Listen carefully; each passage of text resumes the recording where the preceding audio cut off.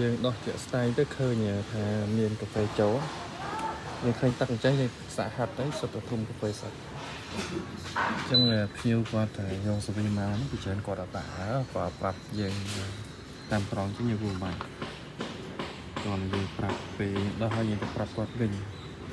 ដល់ពេលគាត់ប្រាប់អញ្ចឹងពេលខ្លះយើងធ្វើទៅ Windows គាត់ដាក់បញ្ហាគឺ set ទៅ Windows អញ្ចឹង set Windows គឺ 3D ឬក៏ format ឲ្យដល់ប៉ុន្តែ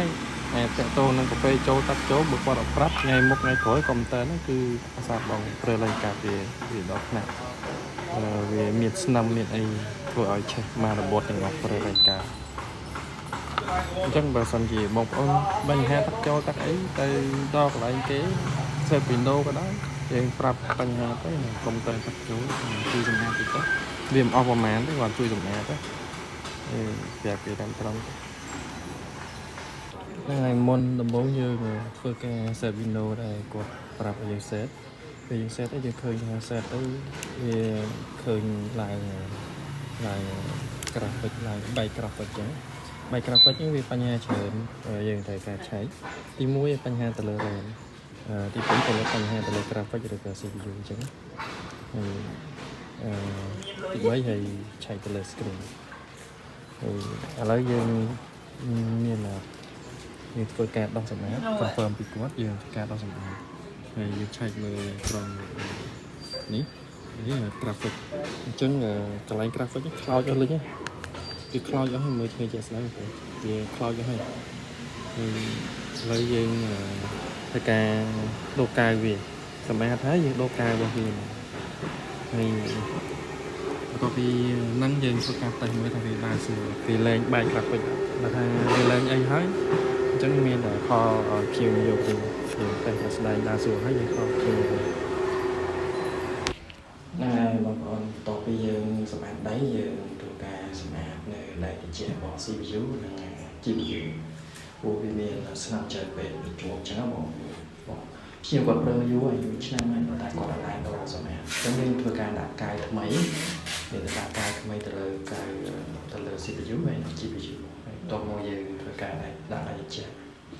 ជាទូទៅបងប្អូនតបាក់ចូលហើយមកយើងមិនដោះទាំងអស់ដើម្បីសម្អាតទេហើយមកឯក្រោយវាមានស្នឹម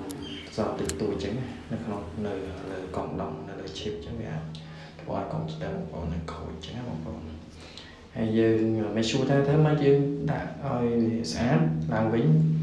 ហើយថ្មីឡើងវិញហើយយើងដាក់ខ្ចៅឲ្យវាត្រឹមត្រូវជាមួយនឹងបោះស៊ីមកវាដូចជាខ្ចៅថ្មដាក់ខ្ចៅថ្មទៅខ្ចៅពេនដាក់ខ្ចៅពេនទៅហើយយើងនឹងធ្វើការតេស្តបន្ទាប់ពីយើងចាប់ចូលបងប្អូនហើយយើងទៅmake sureថាអូកុំព្យូទ័រយើងរត់ខ្សែត្រូវនៅដាក់ហាត់នេះត្រូវនៅអញ្ចឹងមកយើងចាប់ផ្ដើមតែដូចដៃខ្ញុំអញ្ចឹង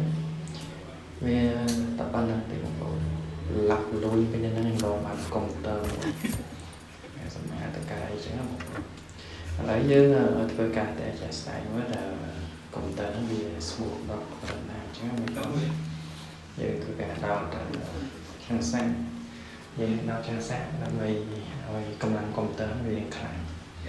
ព្រោះ GPU កាលណាយើងដោតខាងសាច់បានកម្លាំងវារត់អស់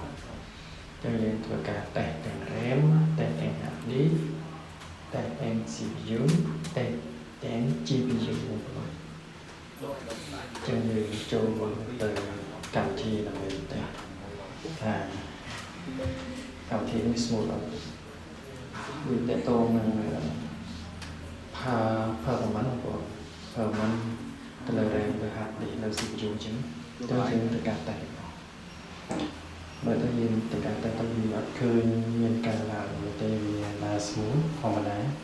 ហើយ graphic វាក៏មិនខ្ញុំបងប្អូនថា15នេះ graphic 15ស្អីចាស់តែយើងសម្រាប់ឲ្យភ្ញៀវឲ្យថ្មីឡើងវិញចឹង